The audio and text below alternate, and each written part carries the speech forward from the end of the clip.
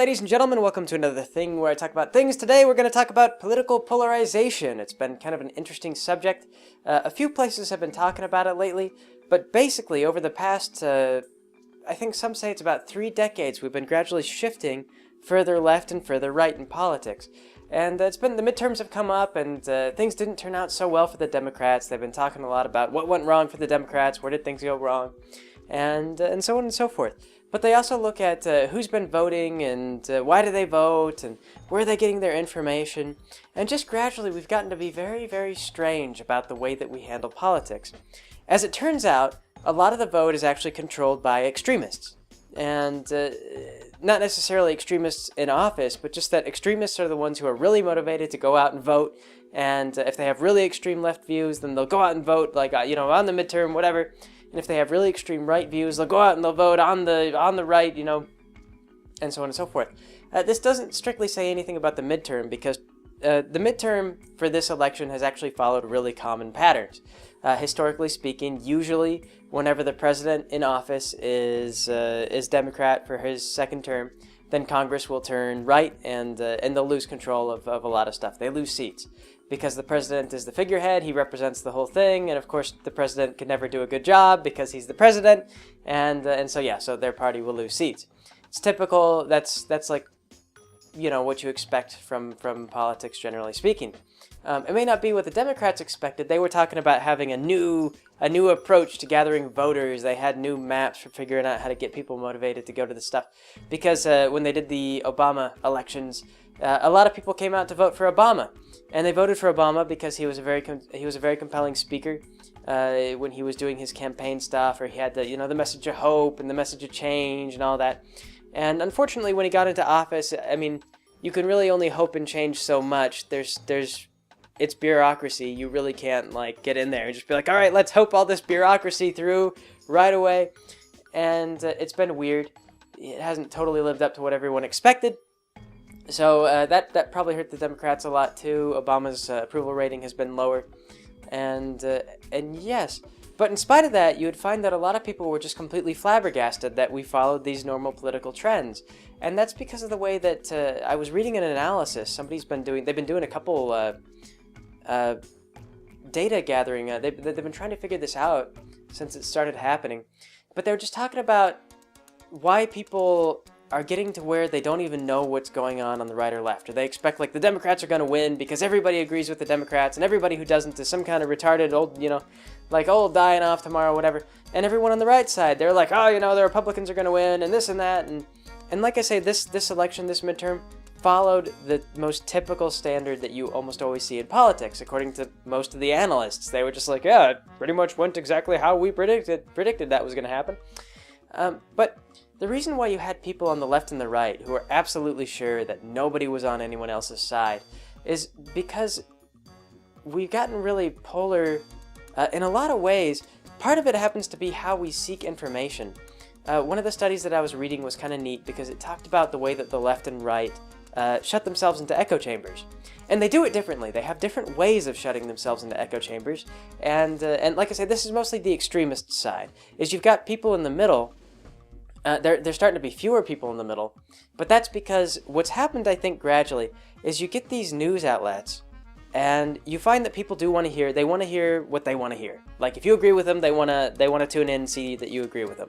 So you've got these news outlets that have gradually been drifting more and more towards catering to those specific audiences. You've still got some guys in the middle. I think. I can't remember who all was. Yahoo News was shockingly really close to the center, which is unusual because whenever I go on Yahoo News, I always see a ton of really conservative comments. But Yahoo News is considered somewhat centrist according to our spectrums, and but the Daily Show is very liberal. They lean very far to the left, and you find that almost no conservatives watch the Daily Show, just virtually zero. And then you go over to Fox News, and you find very few liberals will watch Fox News. But actually there's weird demographic rules for how this works. It turns out that liberals actually watch more varieties of news. They will tune into NPR, Daily Show, and some of them do actually watch Fox News. They will watch some of their opponents and see what they're saying. Whereas the conservatives actually mainly stay just on like one or two very trusted sources. They don't watch The Daily Show. They don't watch the left-leaning pundit. They don't want to see any of that stuff.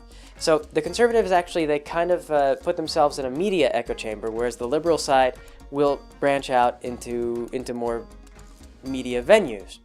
Now, you think that this is a good count in favor of the liberal side, but it turns out that I haven't gotten to the end yet, so hold your breath. You're actually not going to hear that it's really not good on either side. So you have more people who are watching a variety of things on the liberal side, but it turns out, though, that in terms of social media, which is a lot more heavily used by the left, probably more because more people on the left are younger, it turns out that conservatives actually are more likely to be willing to dispute with people and argue about their views, and they have disagreements, but they also form closer core friendships with people who share their same views. So it winds up being that they have more friends who share their views, but they're more willing to argue with people who don't share their views. Whereas people on the left, they found statistically, will reach out to people more, like they'll have a broader spread of people that they know who are on varying portions of the spectrum, rather than having just a bunch of friends who are very close-knit. But what they'll do, though, is they'll reach out across the aisle to block people on Facebook. So this is one that I thought was just really amusing. As I was just reading, and it was like, oh yeah, like the right is about how you'd expect. Like you hear about this all the time. They grow up in kind of like more close-knit communities. This is like out in rural areas. They know their friends. They know their family. Everybody kind of shares the same political views. They're more close together as far as their political ideology. But then the left is kind of more spread out. But instead of like listening to people, they're spread out just to shut down people that they disagree with. So the far extremes, they find the far extremes were by and far much more likely to try and shut people out of discussions once they realized that there was a disagreement. So they would reach out to figure out who agrees with me and who doesn't, and then they will lock them out of the conversation. And this actually comes back when I was talking about Gamergate. I said I had like 4 feminist friends who I'd gotten in discussions with on Facebook. I have like one feminist friend who will discuss their views with me consistently without blocking me from Facebook. The rest of them have blocked me from Facebook because as soon as I start to talk about, what I feel about certain philosophical social models or whatnot, as soon as I question those, it's a block. I even had one of them actually contact Kenza and tell Kenza, like, Greg's being very threatening with it. His views are very threatening, and Greg's a misogynist, and I just felt like you should be aware. No qualms with you, even though I know it reflects badly on you to have a boyfriend like this. I just want you to know that I don't think less of you, even though some people might. And so, you get kind of this. Apparently, this is much more common on the left, and I've had this personal experience. If you argue with people on the right, they won't shut you out of the conversation. They may not agree with you. They may not form a close-knit friendship with you, but it turns out that people on the right are more willing to argue. So, really bizarre. It's almost kind of like contradictory. You wouldn't think that the people who would shut you out of conversations would be more willing to reach over and look at views that they dislike, but they are, if only to figure out who their enemies are, I guess. I don't know. And like I say, this is mostly focused on extremists. If you're more moderate, you'll find that the echo chamber thing is not common in moderates. Like moderates would be people like if you grew up in a tight-knit society like in the Midwest, but you had a lot of leftward leaning, then you'll find those people are very moderate. And they'll kind of go to whatever news outlet, they use very middle-of-the-road news outlets. They'll go to the far left, they'll go to the far right. They get the humor, they get the jokes on both sides, It's moderate. That's what being moderate's all about. But the extreme sides are just, like I say, just bizarre. They kind of become very tight-knit. They get into their own little social groups, and they do still use the news. Both sides are still using the news to kind of reinforce their own views. Like The Daily Show, it's satire. It's very funny, but they mostly use it just to kind of reinforce their views. To ridicule the other side, and the right wing as well. They're not very funny, but they still lampoon the other side for whatever views. It's a much more harsh lampooning. It's not as amusing. You can't really get into it and have a good laugh. They tried that for a while. They tried conservative news for a little while, but it just didn't go over. Conservative joke news, but it just didn't go over very well with that demographic. I have a theory, though, on why exactly it's gotten to be like this. I think it's based, I've talked about this with RTS games, where if you... people are more concerned about loss than they are about gains. And this has been a thing that politicians have had to deal with for a while as well, because it turns out that people they remember attack ads really well, because attack ads have to do with things like, this politician is going to take away your livelihood, he's going to ruin your job, he's going to force you to eat your children. And people remember that. But they don't remember the politicians that are doing things like, a lot of, if you write your representative with a problem, you might be surprised to find out that your representative might be able to help you get through some of the bureaucracy. Like if you have tax problems with the IRS, or this is going wrong, or that's going wrong. A lot of representatives actually have an office set up. They have staff who can help people get through these kinds of bureaucratic, government problems. Many people don't realize this, but this is actually true. And many people don't realize it because although when you get personally helped by a politician, you feel good about them, most people don't remember the potential for gain. They think of the potential for loss. We have a much stronger emotional reaction towards loss than we do for gain. So I think that this has been a big contributor to how the media is slanting, is more and more they're talking about the losses being created by the other side of the political spectrums. They're trying to appeal to people who want to hear, their own views repeated, because that makes them happy, it makes them feel smart, makes them feel accepted in society. But then to keep viewers, they've got to continue to talk about loss and negativity and pessimism. So this probably makes people they react stronger, they have a more emotional investment in this negativity, and it just pulls them further and further away from the center, because you hear more and more about how the right side of the world is trying to kill everybody, and then you hear about the left side of the world is trying to control everyone or kill everybody, and it's really not true. If you look at the sensible reasons why people follow these ideologies, the positive constructive reasons, the positive constructive aspects of either political ideology do make pretty good sense. Generally speaking, the right wing wants to get rid of a lot of the bloat and corruption and bullcrap that's gotten into the US government. Because if you really look at it, it's terrible. There's a lot of crap in there that needs to get removed. Whereas the left actually kind of wants to do some of the same thing, but they want to do it with regulations, a little bit of expanding government power, getting some oversight committees in there to make sure that, big companies aren't able to donate, $60 billion to a single politician or whatever, so that the people have more sway over this or that. Or they want to get single-payer health care because they feel that'll be more financially efficient and it'll be healthier for the country, Stuff like this. And so the views on the left and right are very sensible and very sane when you look at the constructive stuff. When you look at the deconstructive stuff, however, it starts to get really nutty.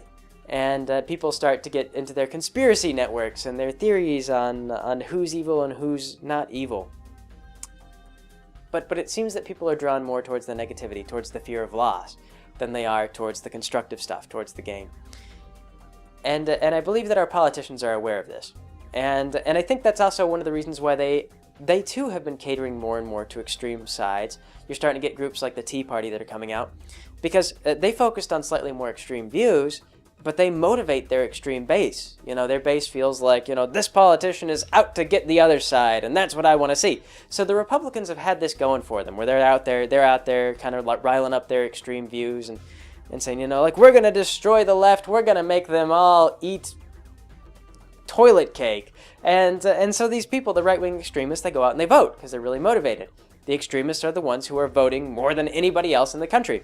Whereas the left, they've been a little bit unsure of what exactly it is that their platform is. They were talking about this in retrospect, as they were saying, we kind of just relied on the minority vote and the younger voters, and they really didn't turn out. And it's because the left has had kind of a shakier. It's like you vote them into office, and it's like, so what are you going to do, guys? What's your plan? You're going to... What are you going to do about the economy? What are you going to do? And they kind of don't know, because it's sort of like, well, we could pass a regulation to prevent this company from taking advantage of these people, but then this company would stop sending us money, so we're probably not going to do that. And you kind of get into this where the liberal side of politics feels a little bit more, I guess, bland, more vanilla. Like it's really just kind of like, well, we're going to maintain the status quo probably, and add in some new laws, and we might take a few steps towards, fixing some things, but we're going to have to do favors for our funders, the guys who pay them tons of money for favors. They're not bribes. Lobbyists. Yes, they have to do stuff for lobbyists. Yes. So the Democrats, though, they've been talking about that for a while, well before the midterm. They've been talking about how their base has not been as motivated. It was really well motivated for the Obama campaign, but since then, it's kind of petered out, and they haven't really found their voice. They've been struggling to figure out what exactly it is that's going to motivate people to vote for the Democrats. And so the midterms came around, and the midterms has always very traditionally been more older voters get out, older voters go out and they vote for things. It tends to favor more conservative voting. So they thought that maybe they would hang on there, but they just didn't have the motivation from their base. So yes, but political extremism, though, like I say, going back to that, I've been noticing it more. I've been noticing some of the trends that I was reading about. Like I said, just talking about blocking people or your close-knit friends are going to be this or that. I've seen that a lot. I've been to a lot of different neighborhoods, good and bad neighborhoods. I've known people on the left and right. I've argued with both sides of their views. And like I say, the ones who block me from Facebook more consistently are on the left, and the ones that are on the right tend to only know about the right side of politics. It's a little bit weird, and it's very difficult. If they become very extreme, it's almost impossible to really talk to them about the other side, about the moderation, about the moderate stuff. I got a number of emails actually after I did the Gamergate thing, not from extremists actually, just from people who were concerned that I didn't have the full story on the whole thing. And I didn't express the full story because an actual discussion, an in-depth discussion of what Gamergate has become and what it's doing, and the various branches from that would be really complex. Because that too is based on its own weirdness. It goes into like the Gamergate debate is not really about gaming, and I mean it kind of started off that way. But if you look at the people who are involved, like Anita Sarkeesian, she's not really a critic. Like I brought up. She doesn't really play the games. She doesn't really examine the games. She doesn't seem to know gaming. I think she's just a political activist. Like she's a politician. She's involved in politics. She doesn't really. She could care less about games. She just kind of cares about her political views. And then you kind of look at like Anita Somners, who's on the other side of this thing, who's been supportive of Gamergate because she says that games are not misogynist. Well, Anita Somners is not Anita. Christina Somners is not a gamer either. She's from a right-wing think tank. She's a politician. She gets into political stuff. She talks about her political views. Stephen Colbert, previously not really like a gaming thing. They didn't really talk about gaming in Stephen Colbert on the Colbert Show, but he had Anita Sarkeesian come on to talk about Gamergate. Who else? I mean, like, the New York Times reported on Gamergate. Again, not really a gaming website, not really having anything to do with games. So you look at this and it's actually become kind of a political battle. And I read an article that I really liked that talked about Gamergate. It was called the politicization after, excuse me, my mouth is a little bit dry. The politicization of absolutely everything. And I can't remember who did this, but you should look up that article because he kind of goes on about how things have gotten more and more political. Even things that really you shouldn't think would be political, like video games. Like, how did video games get to be a major political controversy involving the Colbert Report and Christina Somners and Anita Sarkeesian started off in it. She started off as an activist in gaming, but even the reason why people get so mad at her, I think, is because she's an activist in gaming, and they bring her in as a consultant but she's like a political consultant. It's like if you brought Rush Limbaugh in to do video games. It was like, so Rush Limbaugh, what should be in video games? And he'd be like, well, I think we should attack the liberals in video games. And people would be mad if they did that with if Rush Limbaugh were brought in as a consultant to make the next Mirror's Edge game. I'm pretty sure that people would have been pissed at Rush Limbaugh as well. So political activism, getting involved in places where like you wouldn't think that there would be a lot of political activism. But then again, though, gaming is evolving. It's becoming more and more like traditional media outlets. Things like movies, and politics has been involved in movies. I don't think that politics has ever fully taken over movies. You definitely see some political slants in some things. But just like movies, most likely, I don't think that activists will be able to fully take over the industry. Because fact is if you start making games that only appeal to this particular activist point of view, then only that activist group is going to be the one buying the games, because people aren't going to want to buy like some stupid video game that's just promoting a political ideology. That's like stressful. It's not very fun. I mean, it's not very relaxing.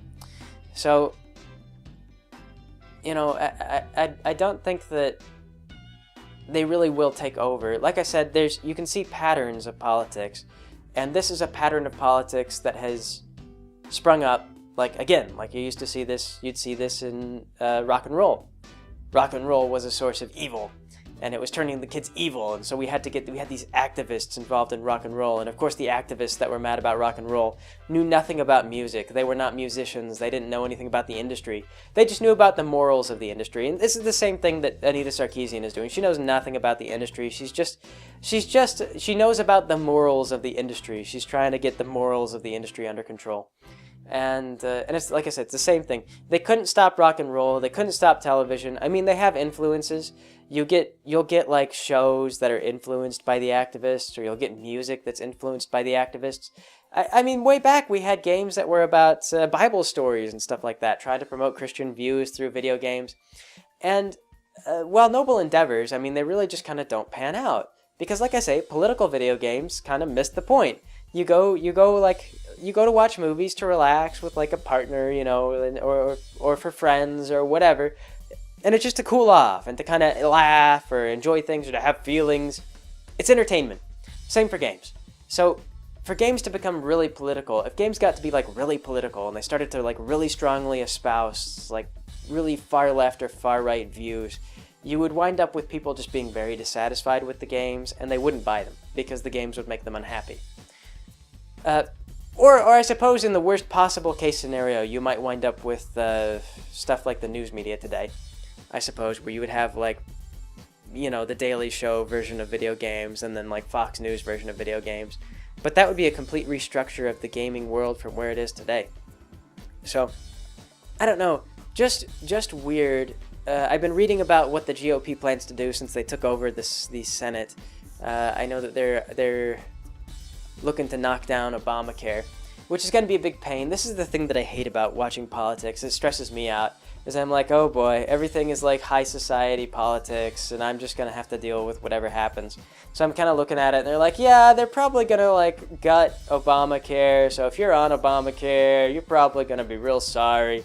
And I'm like, oh good, I'm self-employed, I signed up for that, I'm going to have to suffer through it.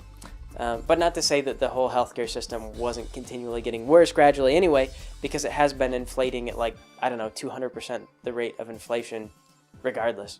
So, yes, just weird. I don't really have any like positive message of like, guys, you need to go out there and be more moderate. Just something to think about, just something I've been thinking about, because I wouldn't know how to get people to be more moderate. Like if I were like, oh, you liberals, you need to go out there and you know, watch more news, and it turns out that they're already watching more news, it's just that they then take that information and shut it out. Or to say like, hey, you conservatives, you need to be willing to like discuss with people and argue with people, and sure enough they are. It's just that they, for the most part, make friends that follow their own views, and so they don't, you know, it's like they're willing to. So, I don't know, everybody's human. You find out that like even the extremists are not inhuman. They just behave like people. They do people things. Different patterns of locking themselves in echo chambers, but a lot of people are doing it now, more and more. So, another thing that's weird is I know they've been talking about search results, as like Google and other search engines start trying to tool search results to be tailored towards what you like to look for. This is one thing that really worried me. I was like, oh no, what if I spend like a couple weeks looking up like really far right websites, and then I want to go like look for an opposing point of view, and I can't find them because Google's like, no, look at more conservative websites. You like that, right? And I'd be like, no, I'm trying to look at other things. But they have aggregate websites for that.